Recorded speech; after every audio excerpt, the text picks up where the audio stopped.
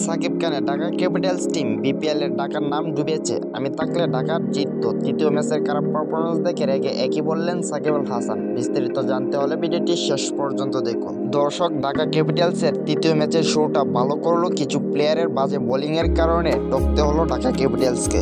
এ বিষয়ে রেগে লাইভে এসে সাকিব আল হাসান জানালেন, এই টিমের ব্যাটাররা খেলা শুরু হতেই আউট হন। বিপিএল এর খেলার যোগ্যতা নেই এই প্লেয়ারদের। সাকিব খানের বুঝতে হয়নি এরকম টিম সেট করে বিপিএল এ আসা। আর সাকিব আল হাসানের এ কথার পরে গোটা সোশ্যাল মিডিয়া সকলে তাকে সাপোর্ট করে জানায়। বাকি টিমের স্কোর 200+ হয়, সেখানে ঢাকা খুব কষ্ট করে 100 করে। এতে সাকিব খানের মান নষ্ট হচ্ছে। এছাড়াও সাব্বির রহমানের মতন একজন জাতীয় দলের খেলোয়াড়কে অংশগ্রহণ করতে না দেওয়া একটি ব্যর্থতার মূল বলে জানিয়েছেন ক্রিকেটার সাকিব আল হাসান। তবে সাকিব ভক্ত এবং প্রতিটি ক্রিকেট প্রেমিকেরা এটাই জানে যে কোচ সুজন সূত্রতার জেদ ধরে সাব্বির রহমানকে খেলতে দেন নাই পরপর 3টি ম্যাচে। তো গাইস, ভিডিওটি ভালো লাগলে লাইক, কমেন্ট এবং শেয়ার করে দিবেন। পরবর্তী ভিডিও পাওয়ার জন্য চ্যানেলটিকে সাবস্ক্রাইব করে পাশে থাকবেন। ধন্যবাদ সবাইকে। দেখা হচ্ছে পরবর্তী ভিডিওতে।